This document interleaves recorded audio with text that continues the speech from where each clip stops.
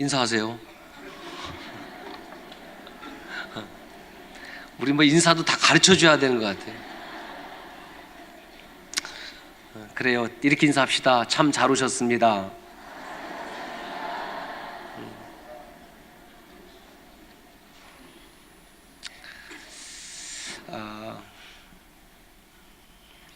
사람이 입맛을 잃으면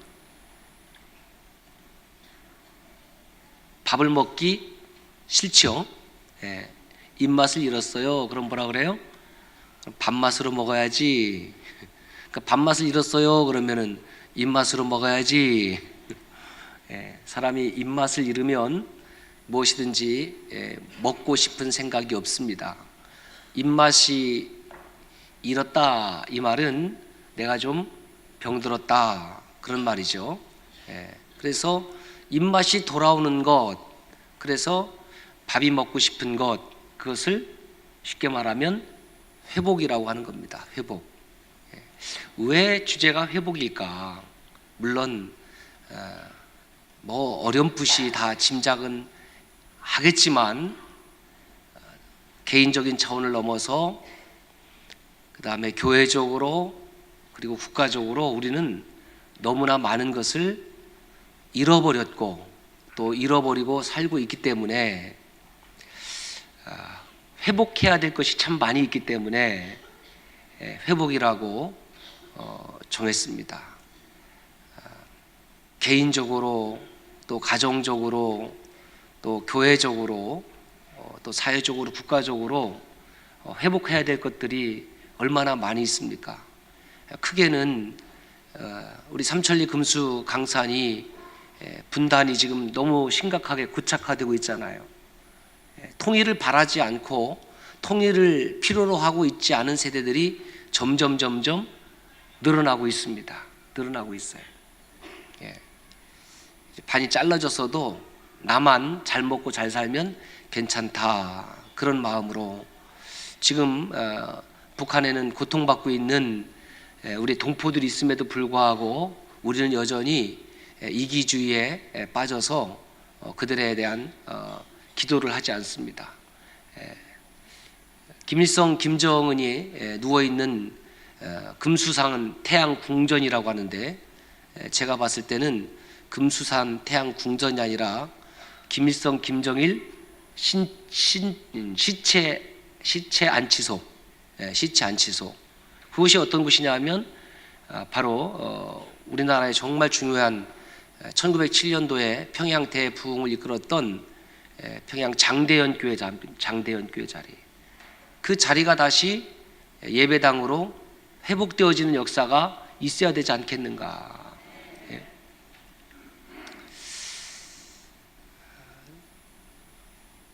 또 우리 한국교회를 보면 이제는 너무나 많이 잃어서 더 이상 잃을 것이 없는, 아니 더 잃을 것이 있을지도 모르겠습니다. 한 2주 전에 신문에 국민일보에 난 기사를 보니까 최근 5년 사이에 한국 그리스도인들이, 우리 기독교 신자들이 가나안 신자가 5년 사이에 3배 증가를 했대요. 3배. 그러니까 4명 중에서 한 분은 지금 교회를 나오지 않는 거죠. 교회를 나오지 않는 거예요. 그러니까 이렇게 가나안 신자들이 지금 정말 급성장하고 있는 이런 시대에 우리가 그들을 회복시켜야 될 사명이 있지 않을까. 그들을 회복시켜야 될 사명이 있지 않을까. 또 교회에 나오고 있는 저와 여러분들도 마찬가지죠. 교회를 나오고는 있습니다만은 때로는 나 자신도 모르는 채 그 매너리즘에 빠져서 그냥 습관적으로 교회만 왔다 갔다 혹시 하고 있지는 않은지, 또 마음의 여러 가지 아픔과 상처 그런 것들은 그대로 그냥 묻어둔 채로 그냥 아무런 변화 없이, 아무런 성장과 성숙 없이 그렇게 신앙생활을 하고 있다고 하면 그 또한 우리가 영적으로 회복되어야 되지 않을까. 또 개인적으로 육신의 건강을 잃은 사람이 있다고 하면 또 그 육신의 건강이 회복되어야 되지 않을까. 여러분 성경을 보면 예수님께 수없이 많은 사람들이 나왔습니다. 병든 사람뿐이겠습니까? 귀신 들린 사람도 나왔습니다. 귀신 들리는 사람뿐이겠습니까? 사회적으로 지탄받는, 누가 봐도 저 사람은 죄인이야, 죄인이라고 얘기하지 않아도 본인 스스로 죄인인 걸 알고 있죠. 세리들, 창기들, 그들하고 예수님이 같이 식사를 한다는 것 자체가, 이것은 있을 수가 없는 일이죠. 그런데 예수님을 만났던 사람들이 누구이든지 간에 그들이 사회적으로 약자가 되었든지 병자가 되었든지 귀신 들린 사람이 되었든지 누구이든지 간에 놀라운 사실은 뭐냐 하면, 주님을 만나는 순간에 그들은 다 회복이 되었다는 겁니다. 귀신 들린 사람에게서는 귀신이 떠나가는 역사가 일어났고, 귀머거리는 듣게 되었고, 소경된 자는 눈을 뜨게 되었고, 말을 못하는 사람은 말을 하게 되었고, 중풍병자는 깨끗함을 받게 되었고, 심지어 나인성 과부의 아들, 회당장 야이로의 딸 나사로, 죽음 가운데서 다시 생명으로 회복되어지는 그 놀라운 역사가 하나님 말씀 속에 있다는 겁니다.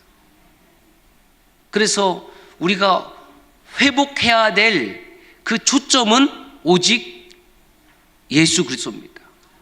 예수 그리스도에게로 저와 여러분들의 마음이 다시 돌아가고, 생각이 돌아가고, 관점이 돌아가고, 우리의 영적인 입맛이 돌아갈 때에 저와 여러분들의 삶이 회복이 되고, 신앙이 회복이 되고, 건강이 회복이 되고, 관계가 회복이 되고, 교회가 회복이 되고, 가정이 회복이 된 놀라운 역사가 일어날 줄로 믿습니다. 참 신앙생활하면서 힘들고 어려운 것은 우리의 이 위대한 신앙 고백이 때로는 무기력하게 느껴질 때입니다. 무기력하게. 여러분, 저와 여러분들이 매주일 주일 예배 때에 위대한 신앙 고백을 하지 않습니까? 전능하사 천지를 만드신 하나님을 내가 믿습니다. 여러분, 천지를 만드신 하나님 아버지를 믿는 것 얼마나 위대한 신앙 고백입니까? 아무나 할 수 있는 것이 아니에요. 주는 그리스도시요 살아계신 하나님의 아들입니다. 아무나 고백할 수 있는 것이 아니에요. 이것은 하나님께서 저와 여러분과 함께 하시고, 하나님의 영이 저와 여러분들의 영을 감동시키지 아니하면 도무지 이런 고백을 할 수가 없는 거죠. 여러분, 지나가는 사람한테 주는 그리스도시요 살아계신 하나님의 아들입니다라고 고백하라고 이야기해 보세요. 쉬운가? 절대로 쉽지 않다는 겁니다. 여러분, 우리가 회복을 얘기한다는 것은 참 우리가 알게 모르게 잃어버린 것이 많이 있어요. 여러분, 어떻습니까? 오늘 이 저녁에 혹시 내 마음에는 원하지 않았지만은 억지로 오신 분이 있을 것 같아요. 일전에도 제가 한번 그런 말씀을 나눈 적이 있습니다만은, 저는 이 억지에 대해서 참 깊은 묵상을 늘 해요. 억지로 오신 분 손 들어보세요. 억지로. 괜찮아요. 발 드셨구나. 발 드셨어요. 괜찮아요. 저도 억지로 강단에 서는 거예요. 억지로 하는 거예요. 마가복음 15장에 보면은, 21절 보면은 알렉산더와 루포의 아버지가 나옵니다. 구레네 사람 시몬인데 예루살렘에 6월달에 다녀갔다가, 제가 생각할 때는 시몬 그 사람의 표현이 그럴 것 같아요. 여러분, 오해하지 마시고, 그날 정말 재수가 더럽게 없어갖고 십자가를 지게 됐습니다. 그렇죠? 믿음이 없는데, 여러분, 믿음이 있다는 저와 여러분들도 아무든지 나를 따라오려거든 자기를 부인하고 자기 십자가를 지고 쫓을 것이라고 했는데, 내 십자가도 지기도 버거워 죽겠는데, 아니 지나가는 거 괜히 이렇게 봤다가, 그렇죠, 이렇게 봤다가 너 이리 와봐, 그래서 십자가를 지잖아요. 그거 얼마나 무겁겠습니까? 그러니까 그 시몬의 입장에서는 재수가 정말 더럽게 없던 날이죠. 그래서 억지로 십자가를 지고 가겠거든요. 그때는 몰랐죠. 그때는 원망하고, 그때는 싫었고. 그런데 훗날에 보니까, 로마서에 보니까 루포는 루포는 아주 교회의 귀한 지도자가 되었고, 루포의 어머니는 나의 어머니라고 할 정도로 사도 바울이 이 루포를 인정해줘요. 그 중간에 생략돼서 어떤 일이 있었는지는 모르겠지만은 분명히 예수 그리스도가 져야 되는 그 십자가를 시몬이 짐을 통해서 그는 예수 그리스도의 십자가의 은혜를 가장 먼저 받은 사람 중에 한 사람이었음에 틀림이 없다라는 겁니다. 여러분, 우리가 이 세상을 살아가면서 내가 하고 싶은 일만 하고 살아가는 건 아니에요. 학생이 공부를 하다가 공부하기가 싫어지는 겁니다. 공부하기 싫은 사람은 오늘 저녁에 핑계대고 이 예배당에 와서 참 졸으면 참 좋은데, 그렇죠? 예. 학생이 공부하기 싫은 거예요. 야, 공부해야지. 싫어요. 왜 싫어? 그냥 싫어요. 여러분, 이해돼요? 그냥 싫은 게? 저는 이해가 돼요. 요즘 교회를 안 나가는 사람들이 왜 안 나가냐 그렇게 물으니까 그냥 안 나간대. 전 조금 이해가 돼요. 이해가 돼요.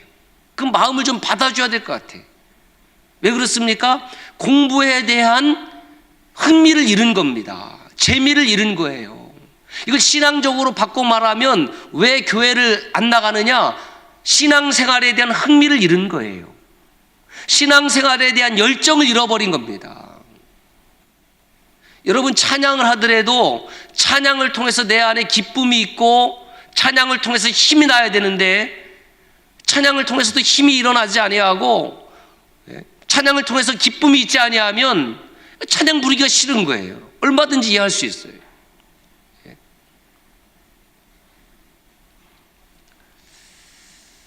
그런데 여러분, 이 세상의 모든 일이라는 것이 내가 하고 싶은 일만 하고 살 수 있는 것은 아니라는 거예요. 하고 싶은 일. 오늘 또 아침에 일어나서 뭐 했어요? 밥 했잖아요. 밥. 예? 내일 또 주무시고 나서 뭐 해야 돼요? 밥. 예. 우리 가족 아내 되신 분들은 쌀만 보면 참 친근하잖아요. 너무너무 사랑스러운 쌀. 그 다음에 평생 끼고 살아야 된 밥솥. 참 내 평생 연인 밥솥. 밥솥만 보면 그렇게 그냥 가슴이 설레이고 참 마음이 따뜻해지고, 그 다음에 빨래통만 보면 참 천국 같고 행복해지고. 예? 그렇습니까? 뭐 세탁기가 있다 하지만은 뭐 빨래를 하고 또 해도 끊임없이 쌓이는 빨래, 그렇죠? 끊임없이 해야 되는 밥. 아이고, 내가 이거 빨래하려고 결혼했나? 그렇죠? 그건 뭐 서로 사랑하고 살 때는 괜찮죠. 예, 부부 사이가 별로 안 좋을 때는 내가 빨래하려고 결혼했어, 내가 밥하려고 결혼했어, 막 이런 사람이 있는데, 그 생각 잘못한 거예요. 빨래하려고 결혼을 누가 하겠습니까? 그죠? 밥하려고 누가 결혼하겠습니까? 사랑하니까 밥도 해주고 사랑하니까 빨래도 해주고 그래 하는 거예요. 그래 하는 거예요. 그러면 또 남자는 뭐냐면 내가 돈 벌려고 결혼했어 그러고, 그래서 싸우는 거예요. 돈 벌려고 결혼한 것이 아니라 사랑하니까 열심히 일해서 또 돈을 갖다 주는 거예요. 사랑에 대한 열정이 식어지면, 그죠? 마음이 식어지면은 우리가 입에서 나오는 이야기들은 진짜가 아니에요. 가짜의 이야기들을 한단 말이죠. 가짜의 이야기를. 그런데 우리는 어떤 구조를 갖고 있냐면은 그 가짜의 이야기를 듣고 진짜인 줄 알아요. 그게 문제예요. 그 말이 가짜예요. 내가 밥 해주려고 결혼한 줄 알아? 그거를 진짜로 알아들으면 그때부터 막 서운해갖고 안 먹어 내가 바깥에서 나가 사 먹지 막. 힘들어도 피곤해도 일어나서 고3 수험생의 밥을 해주고 남편의 밥을 해주는 이유는 뭐냐면 그 밥을 먹고 오늘 또 열심히 공부하고 오늘 또 열심히 일하고 가치 있는 삶을 살라고 하는 거 아니겠어요? 여러분, 내가 하고 싶은 것만 하고 살아가는 사람은 이 세상에 아무도 없습니다. 소방관이 불나면은 뭐 춤을 춥니까? 누군가는 가서 꺼야 되는, 화재를 진압해야 되는, 목숨을 걸고 해야 되는, 출동해야 되는 거예요. 도둑놈이 침입하면은 경찰은 출동해야 되는 거예요. 흉기를 가지고 난동을 부리면 누군가는 제압을 해야 되는 겁니다. 저는 새벽기도 오다 보면 늘 우리 집 앞에 일찍 일어나셔서 청소하시는 미화원들을 볼 수가 있습니다. 그럼 참 마음이 짠해요. 누군가는 그걸 하는 겁니다. 누군가는 그걸 하는 거예요. 아니 뭐 엄동산 안에 새벽 정말 그 찬바람 맞으면서 길거리 청소해야 될 사람이 누가 있습니까? 예? 아무리 만약에 무료 봉사를 한다면 아무도 없을 거래요. 예? 물론 돈을 주긴 하지만은, 봉급을 주긴 하지만은 그거 쉬운 일 아니잖아요. 그 이 사회가 정말 밝아지려고 하면은 이런 아름다운 억지가 있어야 되는 겁니다. 아름다운 억지가. 예? 예? 뭐 뭐든지 자발적으로 한다고 해서 다 좋은 것만 아니에요. 예? 도둑질이야 뭐 지가 자원해서 하는 거 아니에요. 그렇죠? 예? 금천 이동 도둑놈 하나 뽑고, 개신동 도둑놈 하나 뽑고, 너희들이 필요할 때 언제든지 도둑질 하세요. 그런 거 없잖아요. 예? 강도짓 지가 원해서 하는 거잖아요. 예? 자발적으로 한다고 해서 다 좋은 것이 아니고요, 억지로 한다고 해서 다 나쁜 것은 아니라는 거예요. 우리 그리스도인들의 삶 속에는 억지로 지는 십자가가 있다는 거죠. 지금은 정말 억지고 지금은 힘들고 어려워도 우리는 장차 저와 여러분들에게 다가올 그리스도 예수의 영광이 있다는 것을 믿으시기를 바랍니다. 여러분 보세요. 십자가를 지시로 주님께서 이 땅에 오시잖아요. 예? 여러분 십자가를 진다는 것 자체가, 우리가 예수 그리스도처럼 십자가를 져야지 구원 얻는다고 그러면 저는 벌써 도망갔을 겁니다. 제가 그런 적이 있어요. 우리 큰애 키우면서 아이들은 이제 키우다 보면 아이들이 이제 머리가 무거우니까 이렇게 뒤로 자빠지잖아요, 좌우로. 요즘은 헤드기어가 있어요. 그렇죠? 예, 아이들 헤드기어가. 그걸 진작 좀 해놨으면 얼마나 좋았을까 몰라. 예? 그래서 이제 보통 아이들이 머리가 크니까 이렇게 넘어지잖아요. 그럼 빵 치고 왕 울어. 예? 울으면 어떻게 돼요? 울면은 그것도 뭐 달랜다고. 그 어느 날 제가 생각하기를, 야, 이 방바닥이 쿵 하고 울릴 정도로 이렇게 아프니까 도대체 이 아이의 아픔을 내가 한번 이해해 봐야 되겠다. 그렇게 생각하고, 저만 이상한 사람 취급하는데 방바닥을 딱 잡고 부딪히는 거예요, 이렇게. 여러분 의식적으로 바닥을 이렇게 머리를 받으면요, 정말 별이 5개, 장수 돌침돼 보이는 거예요. 꽝 하는데 얼마나 아픈지 몰라요. 딱 한 번 해봤어요. 지금도 기억에 생생해. 아, 얘가 엄청 아프구나. 여러분, 제가 그렇게 아파서 이맛박에 피를 흘린들 우리 아이의 고통이 감소되겠습니까? 우리가 신앙생활 한다라는 것은 예수 그리스도의 십자가의 고통을 그대로 느껴야 된다는 것을 말하는 것이 아니에요. 그 착각하지 마세요. 예수 그리스도께서 이 땅에 오셔서 십자가를 지신 것은 십자가를 지는 고통보다 무엇이 더 크기 때문에 그럴까요? 우리를 구원하는 기쁨이 더 크기 때문에 그렇습니다. 저는 그것을 우리 어머니 보고 깨달았어요. 저희 집은 삼남 삼녀 6남매거든요. 예? 우리 큰형님을 낳고 났을 때 우리 어머니가 그렇게 했죠. 내가 다시는 알을 낳나 봐라. 그렇게 했겠죠. 그렇죠? 예? 그런데 애를 키우면서 무엇을 잃어버리냐 하면은 해산의 고통을 까먹는 거예요. 까먹을 게 따로 있지 그걸 까먹네. 웃는 분들은 다 이게 전력이 있는 분들이에요. 그래갖고 우리 누이를 낳았어요. 누이를 낳았으니까 그만 아들하고 딸 낳았으면 됐잖아요. 그 둘 낳았으면 됐는데 또 까먹으셨어요. 그래갖고 저희 위에 형을 낳았어요. 형을. 여기까지 까먹었으면 제가 세상에 못 나오는 거죠. 이야, 그래서 제가 어머니의 까먹는 것이 얼마나 감사한지. 예?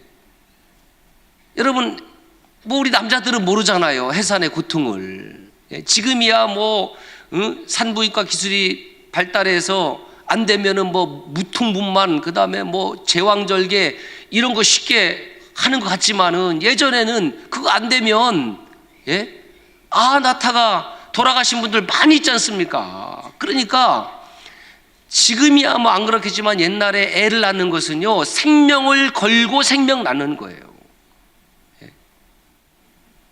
그래서 그런지 그때 당시에는 그렇게 힘들고 어렵고 먹을 것이 없어도 애를 뭐 버리거나 막 함부로 이렇게 하지 않았어요. 근데 요즘 보면 막 최근에도 막 뭐 방에다가 불 지르고 막 애들 막 때리고 가혹하고 막 야산에 파묻고, 이거는 이게 지금 기가 막힌 시대에 지금 살고 있는 거예요. 가슴이 아프는 것 같습니다. 여러분, 왜 해산의 고통을 잊어버리고 알을 낳을까? 알을 낳는 기쁨, 아이를 키우는 기쁨이 더 크기 때문에. 예수 그리스도의 십자가는 구원의 기쁨에 비하면은 이거는 게임이 안 되니까, 그것이 복음이라는 것을 알아야 돼. 복음.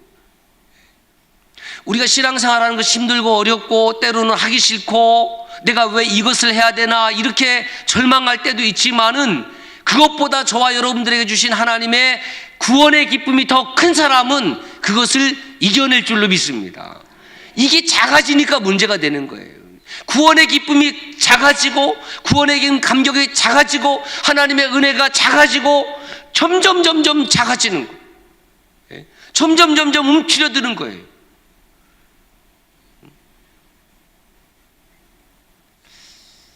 그리고 우리 안에 이런 구원의 기쁨이, 구원의 감격이, 복음을 향한 열정이 저는 회복이 되어야 된다는 거예요. 왜 그리스도인들이 줄어들고 왜 가나안 교인들이 늘어나느냐? 이것은 다른 데 있는 것이 아니라 좀 구력 열정이 식어져 가는 겁니다. 구력 열정이 뭡니까? 한 영혼을 귀하게 볼 줄 모르는 거예요. 이제는 뭐 사람 하나 죽어나가는 것, 그 다음에 뭐 몇십 명 죽어나가는 것, 너무 많이 떼죽음을 당하고 너무 많은 사고를 저와 여러분들이 접하기 때문에 웬만큼 죽어나가는 것에 대해서는 자극이 없어요. 있어요? 자극이? 오, 죽었구나. 오, 민명 불에 탔대. 이게 둔해졌어요. 무감각해졌어요. 생명이 얼마나 귀한지 우리는 무감각해졌습니다. 한 영혼이 얼마나 귀한지 우리는 다 잃어버렸습니다. 그래서 그 영혼을 귀하게 생각하지 하는 마음이 자꾸 식어져요. 자꾸 식어져요. 그런 것들을 저와 여러분들이 우리 서남교회에서 회복되어지는 그런 한 해가 되기를 주의 이름으로 축복합니다. 그래서 학생이 자기의 미래에 대한 비전이 다시 회복이 되면은 책상에 앉아서 공부하는 거예요. 억지로라도 하는 거예요. 억지로라도. 억지로 하는 거죠. 억지로. 그랬을 때에 거기에 하나님의 은혜가 입혀지고, 하나님 저를 도와주십시오. 직장 생활도 마찬가지. 반드시 기억하십시오. 여러분, 기분 따라 살지 마십시오. 기분 따라. 기분 별거 아닙니다. 늘 하루에 한 번씩 기분 따라 살지 말자. 기분 따라 말하지 말자. 내 기분이 진리가 아니다. 내 감정이 진리가 아니다. 내가 지금 내게 생겨진 이 마음이 진리가 아니라는 거예요. 성령 하나님께서 저와 여러분들에게 주신 마음이라면 얼마나 은혜가 되고 진리가 되겠습니까마는 그렇지 못할 때도 많이 있는 겁니다. 주님께서 십자가를 진다고 그랬을 때 베드로가 주여 그리하지 마옵소서, 얼마나 충성된 마음입니까? 그런데 주님께서 뭐라고 그래요? 사단아, 내 뒤로 물러가라.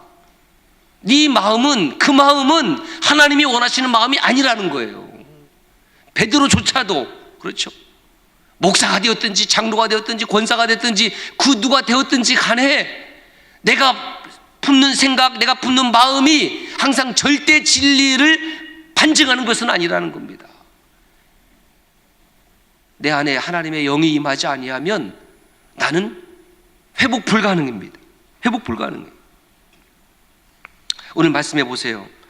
9절에 이렇게 있어요. 이 죽음을 당한 자. 저는 이 말씀이 참 가슴이 아프세요. 이 죽음을 당한 자.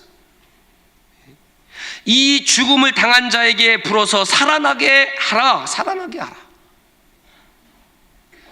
오늘 여러분들을 향한 말씀이 아니라 저 개인을 향한 말씀도 그런 거예요. 죽음을 당한 자 같은 거예요. 죽음을 당한 자 같은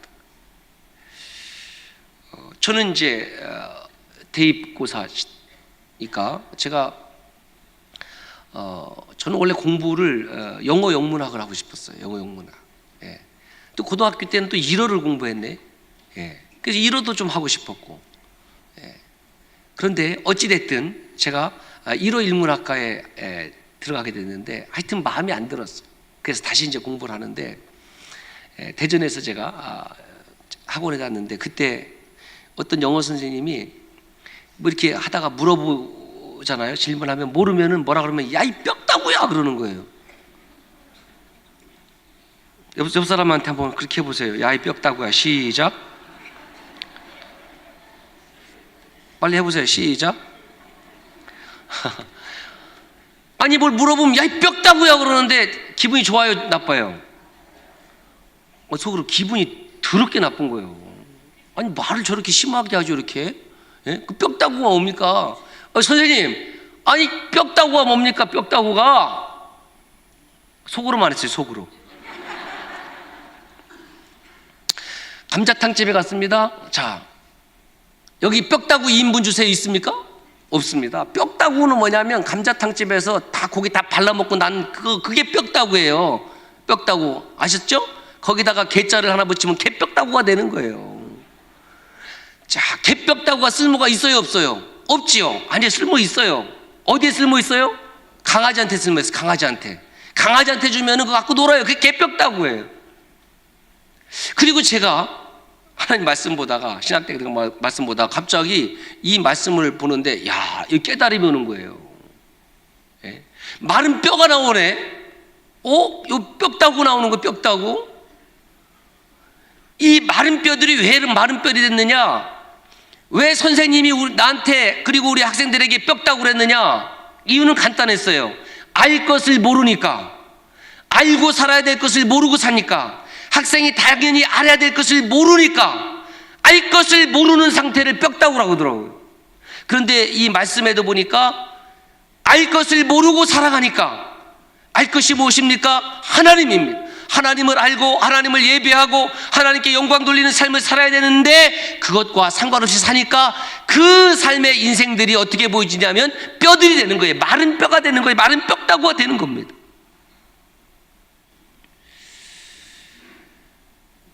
기독교가 복음이 전해지고 초기에 그리스 쪽으로 막 복음이 확 진출되니까 그리스에서 기독교는 뭐가 됐냐면은 문화가 되는 거예요. 그리스도 문화가 되는 거예요. 크리스천의 문화가 막 삶이 바뀌어지는 거예요.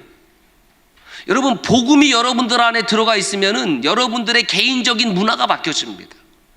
개인적인 삶이 바뀌어져야 돼요. 그것은 여러분들이 복음을 받았다라는 증거입니다. 내 안에 복음이 들어가면은 내가 사용하던 말이 바뀌어지고 언어가 바뀌어지고 표정이 바뀌어지고 사람을 상대하는 방법이 바뀌어지고 대하는 태도가 바뀌어지고 뭐 10년, 20년, 30년, 40년이 지나서도 안 바뀌어졌다고 그러면 여러분들 안에 복음은 없는 거죠. 껍데기만 있는 거죠. 복음이 들어가니까 그리스에서는 문화가 돼버리고 그 복음이 전파되니까 로마에 가서는 뭐가 되냐면 제도가 되고 그 점점 복음이 전파돼서 그것이 미국으로 건너가니까 미국에서는 기업이 되고 한국으로 들어와서는 복음이 대기업이 되었다. 이렇게 평가하는 목사님들. 생각해 보니까 맞아요. 복음이 점점 변질되는 거죠. 점점. 그래서 교회가 막 대기업화되고 교회의 사랑과 교회의 은혜 이것은 겉으로 드러나는 이야기일 뿐이고 철저히 개인주의화되고 파편화되고 앞뒤 사람에 대해서 관심이 없어요. 그 교회 아닙니다. 공동체 아니에요. 나만 와서 찬송 부르고 나만 와서 은혜 받고 가면 땡. 여기는 슈퍼마켓이 아닙니다. 10,000원짜리 한번 지폐를 딱 자판기에 투입하고 은혜를 싹 빼가는 곳이 아니라는 거예요. 교회는 엔터테인먼트가 아니에요. 와서 즐기고 가는 곳이 아닌데 하나님을 사랑하는 형제 자매들이 모여서 함께 그리스도 안에서 교제하고 함께 기뻐하고 함께 슬픔을 나누고 함께 위로하고 함께 기도해주고 함께 뽀드마주고 이것이 진정한 교회인데 그 그리스도의 가치, 복음의 가치가 교회 안에서 점점 사라져 버리니까 이제는 수없이 많은 사람들이 있을지 몰라도 그 가운데에 막 고독함을 느끼는 거예요. 외로움을 느끼는 거예요. 아무도 나에게 관심 갖지 않는다고 생각하는 거예요. 사랑받지 못한다고 느끼는 거예요. 교회 가면은 위로받을까? 교회 가면은 치유될까? 교회 가면은 누가 안아줄까 했는데 관심 없는 거예요. 그래서 명찰 한번 달아보는 거예요. 달아보는 거예요. 따라 삽시다. 관심 받고 싶어요. 관심 받고 싶은 거예요. 관심 받고 싶잖아요. 사랑받고 싶잖아요. 사랑받고 싶잖아요. 옆 사람에게 이렇게 합시다. 저 좀 사랑해 주세요. 시작. 응? 아니 여러분 쑥스럽다고 생각하십니까?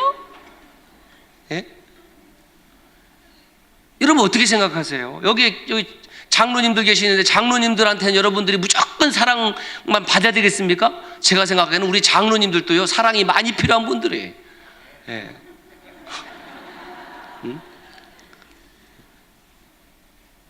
사랑이 많이 필요한 사람들이에요. 왜 자꾸 우리가 거칠어지는지 아십니까? 사랑을 많이 못 받아서 그래요. 사랑을 많이 받아야 돼. 부모도요 자녀에게 사랑받고 싶어요. 부모들 그렇죠? 관심 받고 싶죠. 그렇죠? 그냥 자식 새끼들은 그냥 바닥할 줄만 알았지. 뭐 설날이나 추석 한번 되면 뭐 이거 하나 들고 오는 거 그거 뭐 대단한 것처럼. 제가 그랬어요. 제가.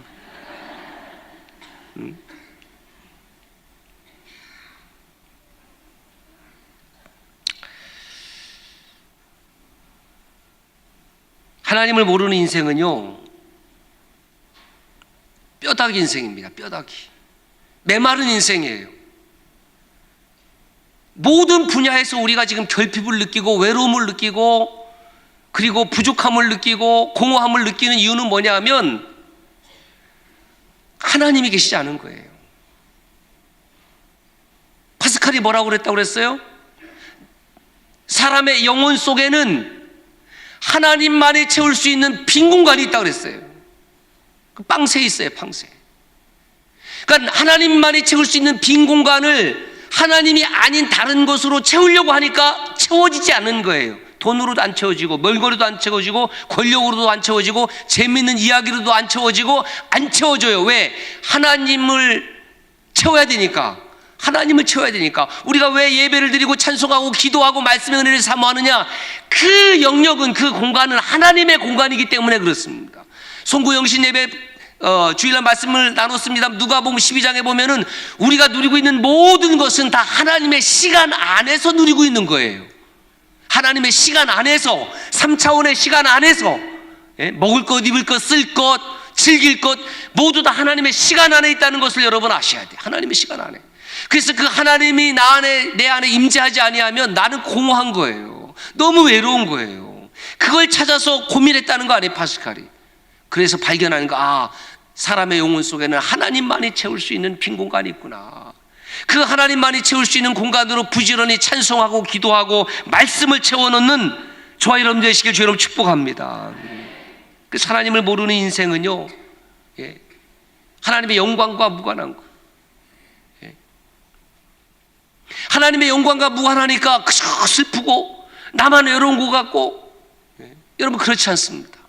한 사람 한 사람 다 아픔 없는 사람이 없어요. 가정 다 들어가 보면은 고난 없는 집이 없어요. 그랬대잖아요. 어떤 랍비에게 찾아와서 우리 아들 좀 살려달라고 그랬더니 랍비가 살려준다고. 대신 조건이 있다고. 저 마을에 들어가서 가정당 다 돌아다니면서 아픔이 없는 가정이 있으면 나한테 알려주면 내가 아들 살려주겠다고. 그래 그 엄마 가서 물어보니까 아픔 없는 가정이 없어요. 다 있는 거예요. 다 있는 거예요. 없는 가정이 없는 거예요. 그래서 랍비한테 찾아와서 제가 크게 깨달았다고. 아들 살려달라는 얘기 안 한다고요. 동전의 양면이 있듯이요 인생에요 기쁨이 있지만은 아픔도 있고 고난도 있는 거예요. 사도 바울이 그래서 뭐라고 얘기하는지 아십니까? 자기에게 주신 계시가 있잖아요. 내 계시가 된 것은 하나님이 주신 무엇이 있기 때문이냐면 가시가 있기 때문에. 가시. 여기 계시가 있고 가시가 있어요. 기찻길을 보면은 선로가 있고요, 뭐가 있냐면 지침목 있죠. 지침목, 버팀목. 선로를 지탱하게 하는 것은요, 그 방향을 가게 하는 것은 지침목이 있기 때문에 그래요. 근데 방향은 달라요. 기차는 어디로 가요? 선로 방향으로 가는 거예요. 선로 방향으로. 사도 바울이 사도 바울 될 수 있었던 것은 자기 자신으로 자고하지 않게 한 하나님의 가시가 있었어요. 무엇입니까? 자기 아픔이 있었거든요. 의사들은 그것이 안질일 거라고 추정을 합니다. 하나님, 저에게 이것 좀 고칠 수 있는 은혜를 주세요. 아니, 사도 바울이 얼마나 능력이 있었냐면 수건을 싹 덮기만 해도 막 병자가 나아가니까 얼마나 신이 나겠습니까? 수건만 덮어도 병자가 나았다니까요. 그런데 자기의 아픈 것을 위해서 간구하니까 안 고쳐주네. 그거 갖고 또 난리를 시키네. 아이고, 꼴의 사도라고 말했지, 병도 못 고치는 주제에. 그 비난하니까 얼마나 괴롭겠어요. 그리고 사도 바울은 글은 잘 썼지만은 설교는 잘 못했던 것 같아요. 그러니까 사도 바울을 가지고 사람들이 막 비아냥거리니까 하나님께 기도했더니, 하나님 고쳐달라고 했더니 돼요? 안 돼요. 3번 간구했지만은 내 은혜가 네게 족하다. 끝. 그거 왜 그렇습니까? 가시가 계시되게 하기 때문에 그렇습니다. 깨달았어요. 여러분, 저와 여러분 삶 가운데에 기도해도 안 고쳐지는 것 있을 수 있어요. 하나님 앞에 갈 때까지 그것은 저와 여러분에게 주신 사도 바울 같은 가시라고 생각해도 전 틀리지 않다고 믿어요. 나를 나되게 하는 것, 나를 자고하지 않게 하는 것, 나를 하나님께로 돌아가게 하는 것, 그것이 가시일 수 있습니다.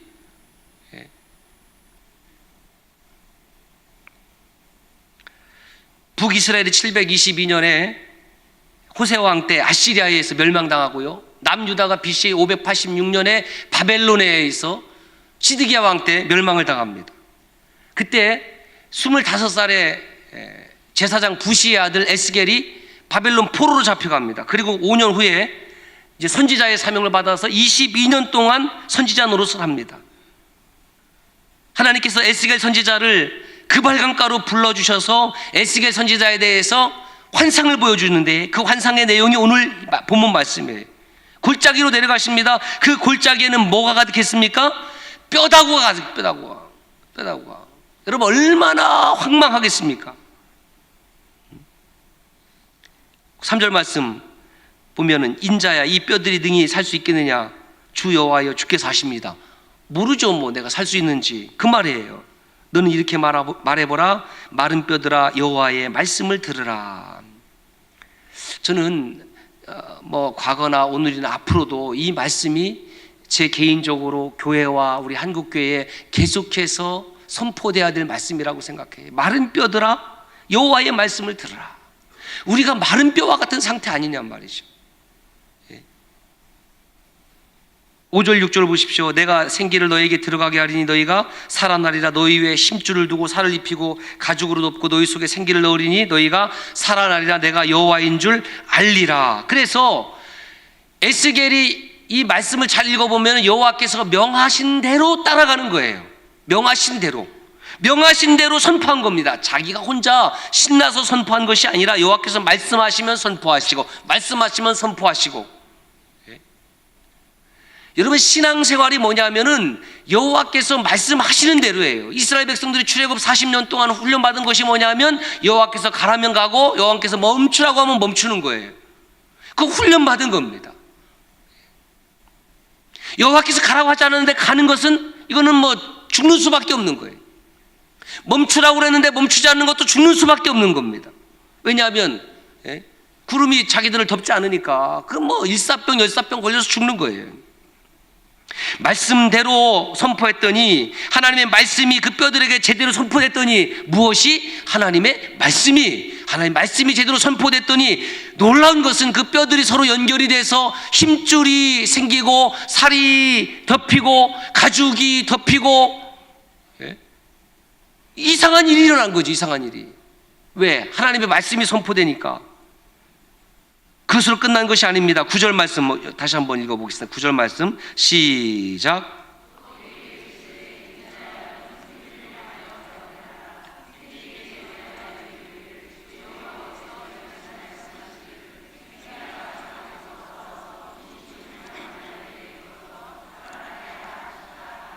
예, A living being. 드디어 이 뼈다구들이 살아있는 존재가 되었습니다. 이걸 기적이라고 하는 거예요. 무엇 때문에? 하나님의 말씀 때문에. 우리가 회복을 원하는 가장 큰 핵심은 뭐냐면 하나님의 말씀이 저와 여러분들의 심령 안에 떨어지면 회복의 역사가 일어날 줄로 믿습니다. 다른 방법 안 돼요. 다른 방법 안 돼요. 힘으로도 안 돼요. 능으로도 안 돼요. 여호와의 신으로 된다고 말씀했습니다. 하나님의 영이 저와 여러분들과 함께하면 가능한 거예요. 여러분 보세요. 여기서 마른 뼈는 누굴 상징합니까? 이스라엘. 마른 뼈는 저와 여러분들을 말하는 겁니다. 포로로 잡혀온 백성들을 말하는 겁니다. 왜 마른 뼈가 되었습니까? 이유는 간단합니다. 여호와를 버렸기 때문에. 이스라엘 백성들이 누굽니까? 하나님으로부터 부름받은 사람들이에요. Called people이에요. 부름받았어요. 예? Chosen people, 선택받은 사람들이에요. 그 왜 나를 불러주셨냐? 왜 나를 선택해 주셨냐? 이 의미를 잘 깨달아야 되는 거예요. 모든 열방 가운데, all nation, 모든 나라들 가운데에 여호와가 하나님인 것을 선포하고 여호와를 예배하도록 그렇게 부름받았습니다. 모든 민족으로 하나님의 백성을 삼도록 부름받았지만 이스라엘 백성들은 그것과 상관없이 살았습니다. 이게 중요한 거예요. 여러분, 왜 우리가 마른 뼈와 같은 지금 상태가 되었을까? 내가 왜 마른 뼈와 같은 상태가 되었을까? 한국교회가 왜 지금 추락하는 교회가 되었을까? 이것은 하나님께서 저와 여러분들에게 주신 사명을 잃어버렸을 때 왜 교회를 부흥시켜줬고 왜 우리를 불러줬는지 다 내팽개치고 하나님을 예배하지 아니하고 먹고 즐기고 사치하는 가운데에 이스라엘 백성들은 하나님을 멀리하기 시작하는 겁니다.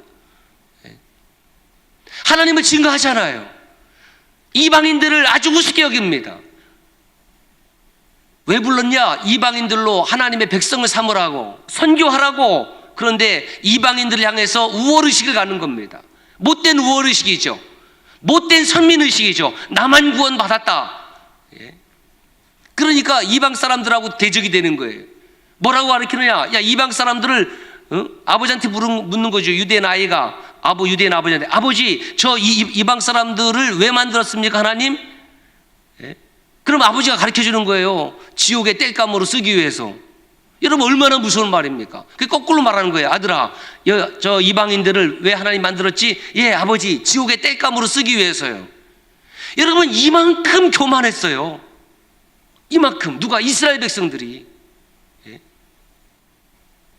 하나님의 은혜를 받았습니다.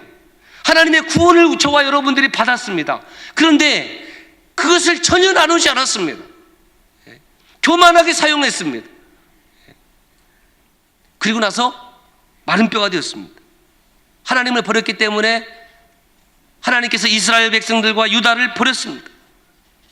나를 여호와로 알라고 그랬지만 여호와를 알지 않았습니다. 다 자기들이 잘난 상태가 되었어요. 결국은 마른 뼈, 영적인 기아 상태가 됐습니다. 여러분, 우리가 어떤 것이 영적인 기아 상태고 어떤 것이 마른 뼈와 같은 상태냐면은 이런 거에 바로 옆에 있는 사람이 찬양을 하면서 뜨겁게 찬양을 해도 나에게는 아무런 감동이 없습니다. 옆에 사람이 아멘이 돼도 나에게는 아무런 감동이 없습니다. 주일날이 기다려지지 않습니다. 주일날이 다가오면 마음이 오히려 더 피곤합니다. 이거는 틀림없이 백발백중 영적인 마른 뼈와 같은 상태가 된 겁니다. 영적인 기아 상태가 된 거예요. 먹을 힘이 없어요. 이건 뭐 수액을 놓든지 뭐 닝글을 맞든지 도무지 반응하지 않습니다. 남들은 주일날이 기다려지고 예배가 기다려지고 교회 오고 싶다고 하는데 난 더 피곤해요. 농부가 씨를 뿌릴 때 어디다 뿌립니까? 옥토에 뿌려야 되는데 마치 길가에 뿌린 것처럼 새들이 와서 쪼아 먹고 자라날 시간이 없습니다. 메마른 땅 씨를 뿌려 봤잡니다. 애를 써 봤잡니다. 마음을 가롭지 아니하면 호세아 선지자처럼 너의 묵은 땅을 기경하지 아니하면 우리의 묵은 관습과 우리의 묵은 의식과 우리의 묵은 신앙의 태도를 가라앉지 않으면 우리에게는 회복은 없습니다. 아무리 새로운 목사가 회복을 외쳐도 그것은 공허한 외침이에요. 너만의 외침, 당신만의 리그.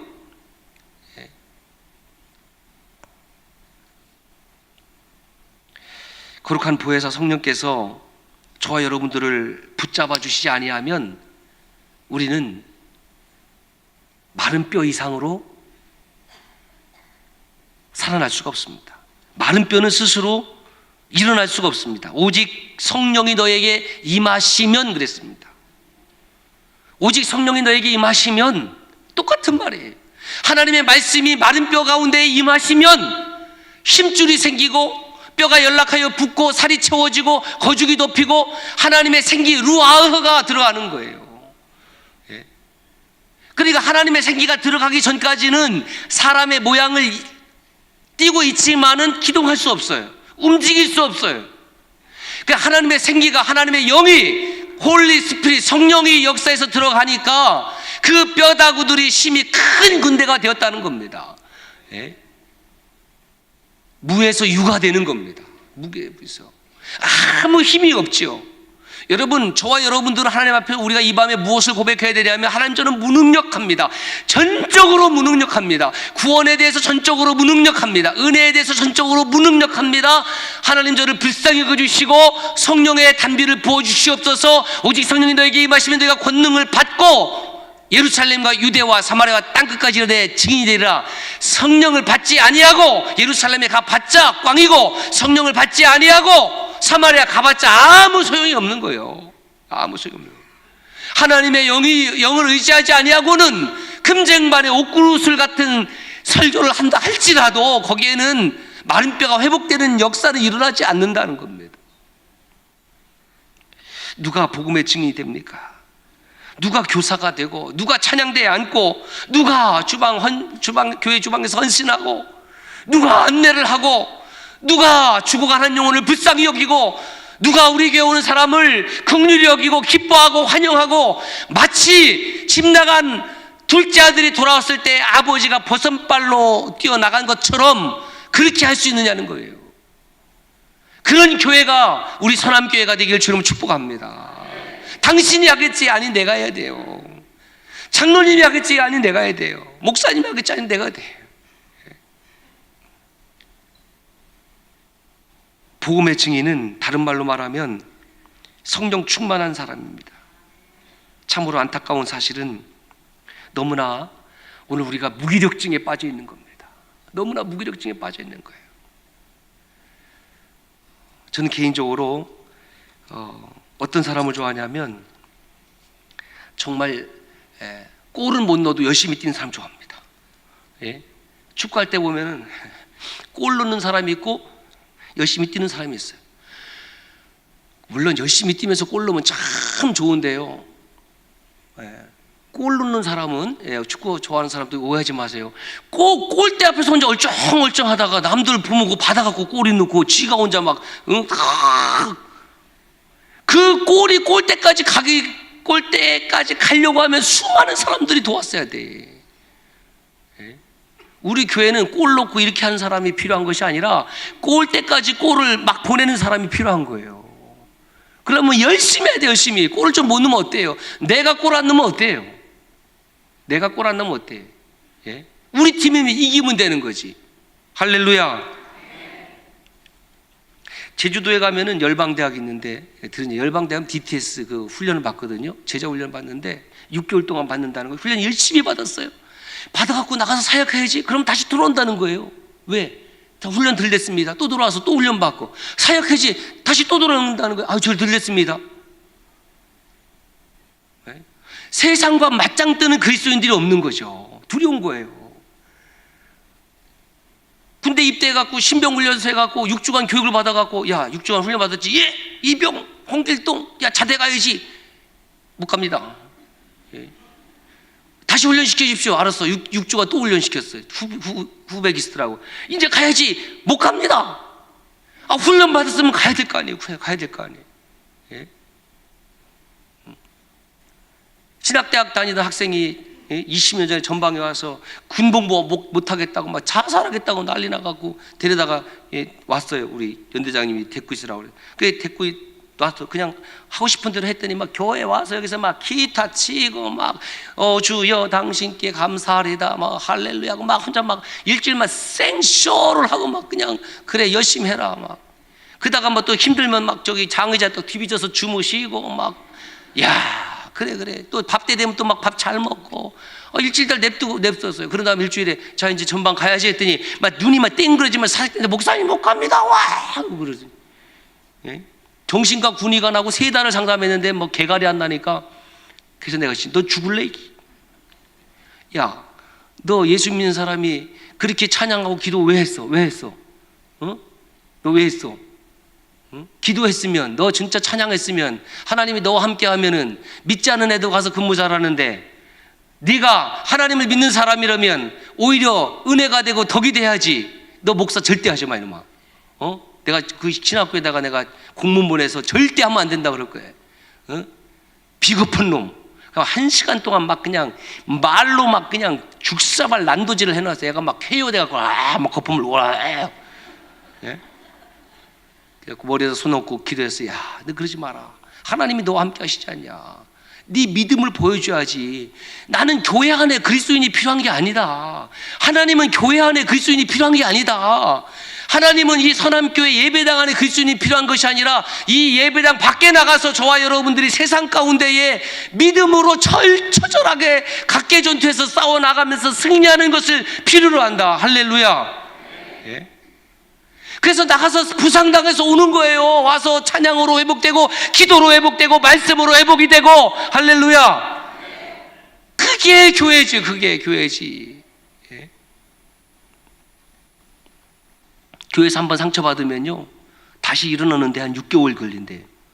조사에 의하면 6개월. 이것도 짧아요. 어떤 분은 한번 상처받으면 1년이 걸리고요 더 심한 분은 수년이 걸린대. 예수를 믿은 겁니까? 제가 보면 안 믿은 것 같아. 예. 그래서 이렇게 얘기합니다. 내가 교회 나가지 않을 이유가 충분히 있으며 예. 내가 이 상처 때문에 예배 안 나가니까 하나님도 이해하실 거야. 하나님 그렇게 이해 안 하십니다. 제가 물어봤어요.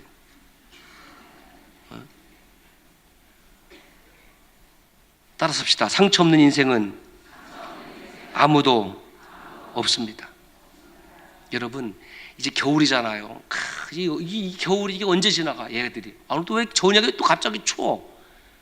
그래도요 다 때가 되면은 따뜻한 볼바람이 솔솔솔솔 불어오기 시작하면은 집까지 있게 별거요 물러가게 돼 있어요. 동장군이고 뭐 나발이고 가게 돼 있어요. 꽃샘추위 왔다 그래도 다 가게 돼 있어요. 아무리 추운 겨울이라 할지라도 봄바람이 불기 시작하면 물러가게 되어 있듯이 저와 여러분들 가슴 속에 어떠한 상처와 어떠한 아픔이 있다 할지라도 늘 하나님의 성령의 바람이 불어오기 시작하면 치유되고 회복되어지고 소생되어짐의 역사가 일어날 줄로 믿습니다. 사실 여러분 혼자 예수 믿는 건 아니에요. 옆 사람에게 이렇게 얘기합시다. 내가 있습니다. 시작. 내가 있어요. 내가 있어요. 그게 교회예요. 그게 공동체예요. 혼자라고 생각하는 것은 하나님의 생각이 아닙니다. 두세 사람이 내 이름으로 모이는 곳에 나도 그들 중에 있느니라. 혼자라고 생각하지 마십시오. 그건 마귀가 주는 생각이에요. 절대 혼자가 아닙니다. 우리는 그리스도 안에서 형제요 자매입니다. 그래서 명찰을 달고 불러달라는 거예요. 불러주라는 겁니다. 오늘날 교회가 흔들리는 이유 중에 하나는 현대 교인들이 하나님의 역사를 내 자신의 이성의 틀 안에서만 이해하려고 하기 때문에 그렇습니다. 내가 가진 지식의 범위 내에서만 이해하려고 하기 때문에 그렇습니다. 신앙의 신비, 성령의 역사를 소홀히 여깁니다. 마른 뼈와 같은 시대입니다. 생명 없는 것들이 판을 치는 시대입니다. 죽음이 판을 치는 시대입니다. 불법과 거짓 진리들이 소리를 높여서 세상을 쥐없는 시대입니다. 하나님을 반역하는 것, 악한 것들이 우리 지금 청소년들을 막 뒤덮고 있어도 우리는 막 무감각해. 잘못된 것을 잘못됐다고 얘기해도 더 이상 듣지 않는 이 포스트 모던 이 시대, 얼마나 무서운 시대가 몰라. 진리를 진리라고 이야기하기 어려운 시대가 점점 다가오고 있는데 우리 선암교회는 이 개신동에 복음의 진리를 주님 오시는 날까지 활짝 높이는 교회가 되기를 주님 축복합니다. 마른 뼈다귀 같은 인생들, 저와 여러분들에게 오늘 하나님의 말씀이 계속 들려져야 됩니다. 사탄은 우리에게 이렇게 유혹합니다. 그래, 교회 가. 교회 가는 것까지는 좋아. 봉사도 좋아. 기도해도 좋아. 그러나 설교 시간에 딴짓해. 조 목사 말은 들을 거 없어. 응? 여러분, 왜 말씀을 들어야 됩니까? 믿음은 들음에서 나고 들음은 그리스도의 말씀으로 말미암느니라. 예? 사람이 떡으로만 살 것이 아니라 하나님의 입에서 나오는 모든 말씀으로 살 거예요. 말씀이 안 들려지기 시작하면요, 그때부터는 영혼이 바싹바싹 메마르고 죽는 거예요. 그래서 막 영혼이 대꼬챙이처럼 배짝배짝 말라. 몸은 막 땡땡하고 살이 쪄갖고 막 퉁퉁퉁퉁 막갖고 막 포동포동 살이 쪘는지 모르지만은 그 사람 입에서 나오는 이야기는 가시가 같고, 그 사람 입에서 나오는 독설이 되고, 그 사람 입에서 남을 험담하는 말이 나오고, 끊임없이 자기를 파괴하고 남을 파괴하고 교회 공동체를 파괴하고 메마른 가시와 같은, 뼈다귀와 같은 모습을 보게 됩니다. 하나님께서 뼈다귀 같은 이스라엘 백성들을 지금 회복시키겠다고 지금 말씀하시는 거예요. 왜? 간단해요. 6절, 나를 여호와인 줄 알리라. 여러분, 왜 여호와를 아는 것이 회복입니까? 여호와를 알아야지 그분을 예배하기 때문에. 여러분, 우리는 어디서 저와 여러분들의 상한 심령이 회복이 되고 치유가 될까요? 예배입니다. 이것이 오늘 말씀의 결론입니다. 예배입니다. 우리 하나님 앞에 가는 그날까지, 그렇죠? 예배를 통해서, 영과 진리로 드려지는 이 예배를 통해서, 그리스도 예수의 십자가의 보혈이 흐르는 이 강단을 통해서 여러분, 매일매일 마른 뼈와 같은 저와 여러분들의 심령이 치유되고 소생케 되어지고 회복되어지는 역사가 일어나기를 주님 축복합니다. 어린아이가 되었든지 중고등학생이 되었든지 청년이 되었든지 가난한 교인이 되었든지 누가 되었든지, 주님, 저는 예배에 목숨 걸겠습니다. 저는 많은 교회 목회적인 컨텐츠를 가지고 있습니다만 가장 중요시 여기는 것은 예배. 예배는 다른 무엇과 바꿀 수가 없어요. 주일 예배만은 포기할 수가 없어요. 주일 예배만은 무시할 수가 없습니다. 예배에 목숨 겁니다. 예배에 목숨 걸면 하나님께서 저와 여러분의 목숨을 지켜주시고 풍성케 해주실 줄을 믿습니다. 제가 주일을 지킵니다. 아니에요. 내가 주일을 지키는 줄 알았더니 그 주일이 저를 지키는 것이고, 내가 예배를 지키는 줄 알았더니 그 예배가 저와 여러분들의 생명을 지키고 영혼을 지키는 예배가 될 줄로 믿습니다. 하나님 감사합니다. 메마른 시대를 살고 있습니다.